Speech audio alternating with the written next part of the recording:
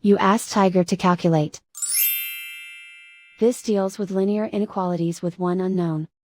The final result is k equal or greater than 25. Let's solve it step by step. Isolate the k. Divide both sides by 3.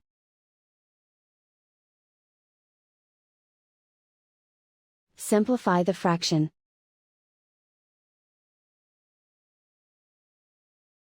Find the greatest common factor of the numerator and denominator.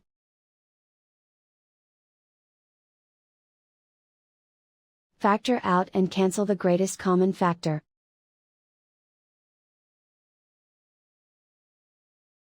Plot the solution on a coordinate grid.